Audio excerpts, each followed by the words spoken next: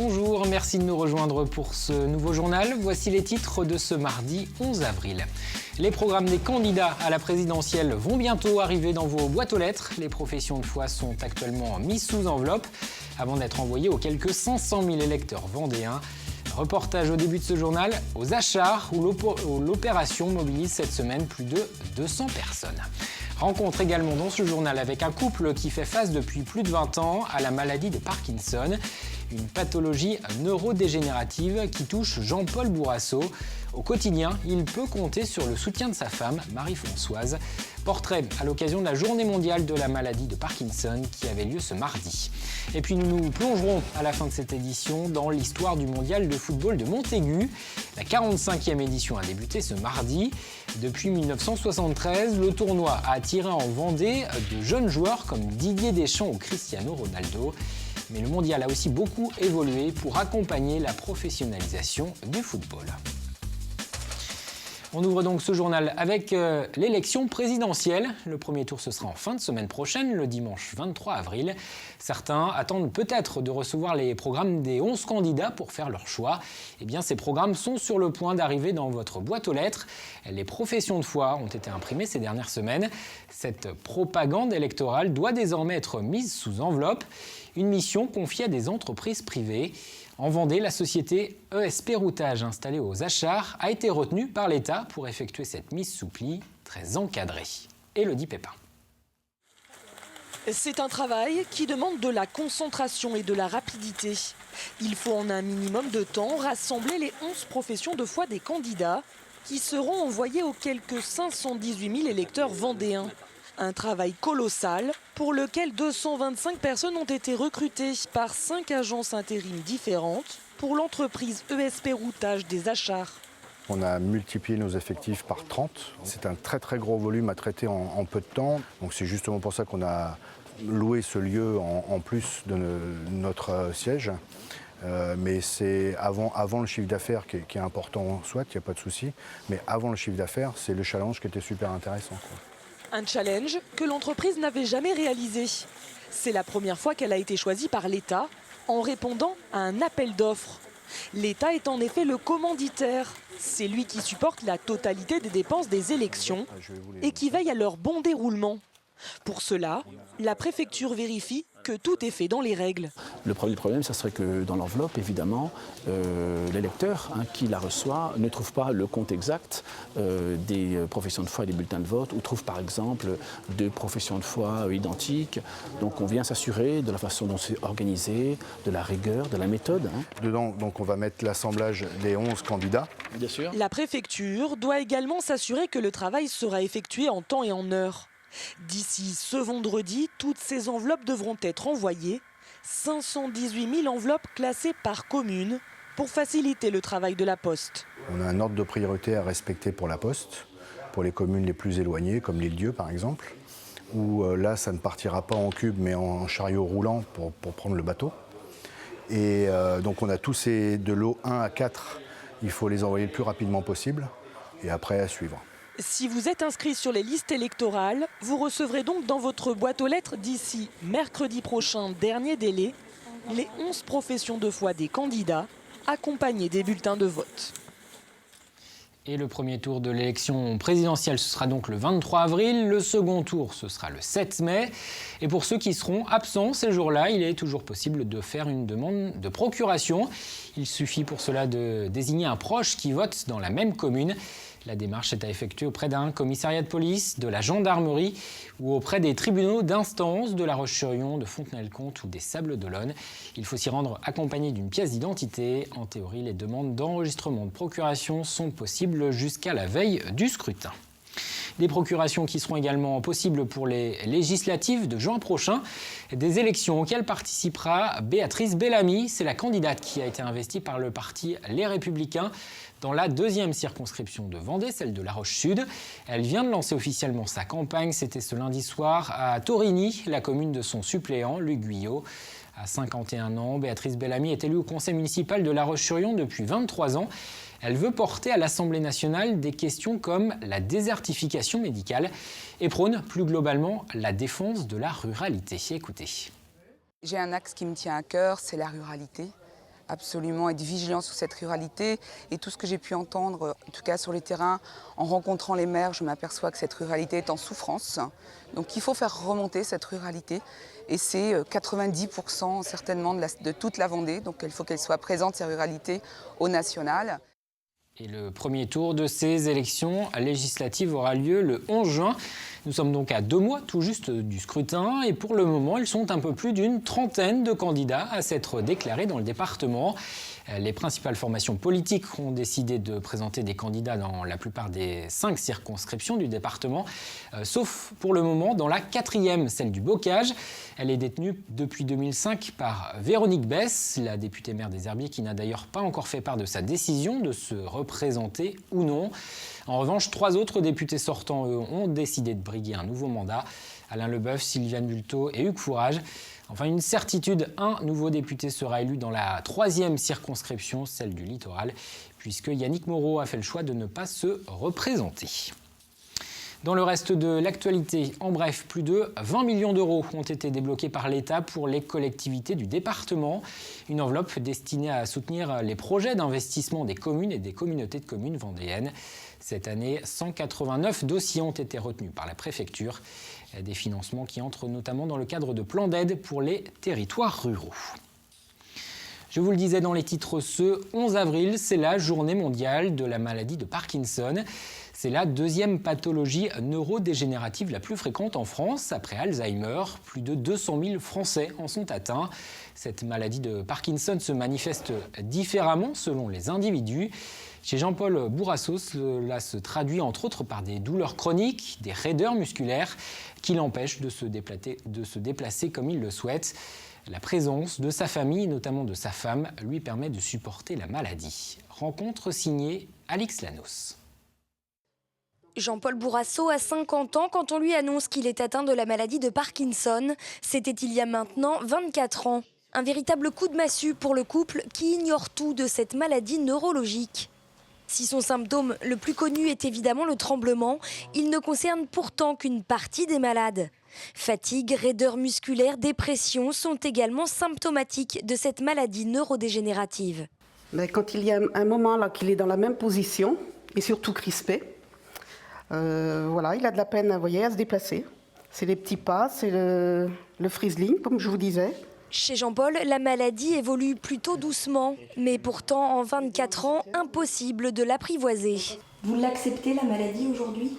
Non, je ne peux pas l'accepter. C'est une 3e personne dans un couple, la maladie. Voilà, il faut vivre à 3. C'est pas toujours évident pour l'accompagnant. Donc on a besoin d'être suivi aussi. C'est pour ça qu'on commence maintenant à avoir des groupes de parole. Donc pour les malades, bien sûr, et pour les accompagnants aussi. Donc maintenant, on peut discuter, mais nous, il y a 24 ans, ça n'existait pas. Donc c'est vrai que pour moi, ça a été très, très dur. J'ai eu des années de très, très dur à vivre. Et avec qui Tu le sais bien avec qui il est. Très anxieux, Jean-Paul a besoin d'un environnement calme et rassurant. Son plus grand bonheur et antidépresseur, c'est sa famille. Cette semaine, le couple garde 2 de ses petits-enfants. Et autour d'une partie de belote, Jean-Paul se détend et on oublierait presque la maladie. Là, je suis bien. Ça s'en va, mes douleurs s'en vont. C'est le meilleur des médicaments, ça. Comme les symptômes, les traitements anti-parkinsoniens prescrits par les neurologues peuvent varier d'un patient à l'autre. S'ils ne permettent pas de guérir la maladie, ils peuvent en ralentir l'évolution. La rééducation physique et orthophonique sont un complément essentiel du traitement, tout comme le maintien d'une activité physique tant que celle-ci est possible. Toujours au chapitre santé, à l'approche de l'été, La Faute-sur-Mer a décidé de rendre accessible une partie de son littoral aux personnes handicapées. La plage des Belugas vient ainsi d'être aménagée pour permettre à tous de se rendre sur le bord de mer. La commune a ainsi fait poser un tapis en plastique recyclé sur le sable.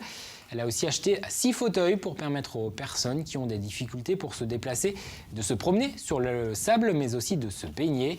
Prochaine étape pour La Faute-sur-Mer, obtenir le label Handiplage. Le label Handiplage est donné par une association en fait, qui donne ce label aux communes ou aux plages qui ont un minimum d'équipement pour accueillir les personnes handicapées. Et donc on aura un label Handiplage qui permettra de vraiment fixer les choses, hein, d'avoir ce label un peu officiel qui permet aux personnes handicapées et aux institutions aussi de savoir que sur cette plage-là, il y a des possibilités d'accueil des personnes handicapées dans de bonnes conditions. Et on reste sur le littoral, direction cette fois Notre-Dame-de-Mont pour parler de la marche nordique, une activité sportive dérivée du ski de fond qui se développe depuis quelques années en France. Une initiation était organisée ce week-end dans le cadre des Parcours du Cœur. Cette opération se déroule un peu partout en France jusqu'au 14 mai. Elle vise à promouvoir l'activité physique car le sport permet de réduire les risques de maladies cardiovasculaires. Apolline Laurent. Prenez vos bâtons. Sans les tenir, juste avec le gantelet seulement. Vous marchez normalement, très normalement. La fameuse technique du planté de bâton, mais version bord de mer et marche nordique. C'est cette pratique sportive que sont venus découvrir ces curieux. C'est une première, donc c'est vraiment apprendre à marcher en groupe avec des bâtons, ce qui est un peu différent de ce que l'on fait lorsqu'on fait du jogging ou de la marche habituellement. On travaille tout le corps, vraiment on sent que musculairement tout le corps est sollicité dès l'instant qu'on a le bon geste au niveau du planté de bâton et on sent que c'est une marche sportive, c'est pas simplement de la balade. Et en effet, la marche nordique est un sport très complet puisqu'il mobilise autant le haut que le bas du corps. Évidemment on marche avec les jambes, mais en plus on active les bras qui nous servent à propulser le corps vers l'avant. Ce qui fait que 60% de la force vient des bras. C'est un sport qui est en plein air, donc de respirer et de bien s'oxygéner les poumons et avoir un rythme cardiaque convenable. Cette initiation s'inscrit dans le cadre des Parcours du Cœur. C'est la deuxième année que l'association Marche Nordique de Notre-Dame-de-Mont l'organise, en collaboration avec la Fédération française de cardiologie. Cette journée s'inscrit dans le cadre d'une action menée par la Fédération française de cardiologie pour promouvoir les activités physiques simples sans esprit de compétition pour ses bienfaits pour la santé. Car pour les médecins, le but de ce genre de journée est aussi de rappeler l'importance de prévenir les maladies cardiovasculaires. Les 4 facteurs de risque de la maladie cardiovasculaire, c'est l'obésité, c'est l'hypertension, le tabac et la sédentarité ou le manque d'activité physique. On peut soigner les gens, les cardiologues et la fédération s'occupent de soigner, mais tant qu'on peut éviter aux gens d'être malades, c'est bien entendu encore mieux. Sous un beau soleil printanier, 160 personnes ont donc été sensibilisées aux bienfaits de la marche nordique. Comme tous les sports, elle s'accompagne d'une alimentation variée et équilibrée. On va parler de football à présent avec le mondial de Montaigu. Les délégations participantes ont été reçues ce mardi matin pour les dernières consignes et le coup d'envoi des premières rencontres a été donné en fin de journée. Le tournoi des moins de 16 ans accueille cette année 12 équipes nationales comme la France, l'Angleterre ou le Portugal, ainsi que 8 clubs français et étrangers. Et parmi les jeunes joueurs présents, il y a peut-être une des futures stars du ballon rond. Car depuis 1973, le mondial de Montaigu a vu passer des footballeurs comme Karim Benzema, Thierry Henry ou Cristiano Ronaldo, qui n'étaient alors qu'au tout début de leur carrière. Retour sur l'histoire de ce tournoi avec Aurélien Huard. Mini-Coupe d'Europe, puis Mondial minime, enfin Mondial Football depuis 2013. C'est sous 3 noms différents que le tournoi de Montaigu a accueilli pendant 45 ans des clubs et des nations du monde entier. Un événement qui a vu passer de jeunes joueurs devenus de véritables stars du ballon rond. Philippe Bovry a suivi de nombreuses éditions du Mondial en tant que journaliste. Il se souvient du passage de tous ces grands joueurs. On peut citer le Tchèque Pavel Nedved, l'Italien Costa Curta, l'Italien Pirlo, le Portugais Cristiano Ronaldo, on a Thierry Henry, on a Anelka, on a Pogba et le dernier en date, Kylian Mbappé, en 2014 avec l'équipe de Monaco. Ce qui m'a frappé aussi, c'est Didier Deschamps, c'est qu'il avait que 14 ans à l'époque et il était déjà capitaine de l'équipe de France. Il l'a été après dans l'équipe A. Et il est devenu entraîneur de l'équipe de France. On peut également citer l'Argentin Carlos Tevez en 2000, Karim Benzema en 2004 et plus récemment Alban Lafont, le gardien de l'équipe de France U16 en avril 2015, est devenu le gardien numéro 1 de Toulouse en Ligue 1 quelques mois plus tard. Ce tournoi de Montaigu a beaucoup évolué depuis sa création, que ce soit au niveau de l'âge des joueurs qui est passé de 14 à 16 ans, des infrastructures, mais aussi des exigences des équipes qui n'ont plus rien à voir avec celles des premières années. Ces sélections qui sont des U16 sont traitées exactement comme les seniors, hein. Les exigences sont les mêmes, tant pour les repas que pour les logements, que pour les transports, que ce soit aller chercher à l'aéroport, la qualité des bus et ainsi de suite. J'adorais forcément les premiers tournois quand les joueurs mangeaient tous à la cantine scolaire, qui se retrouvaient, qui avait eu un match qui était un peu tendu, mais ça fait rien, les équipes s'applaudissaient, il y avait des joueurs blessés, ils s'applaudissaient. C'était plus amateur avant, et maintenant ça s'est beaucoup professionnalisé.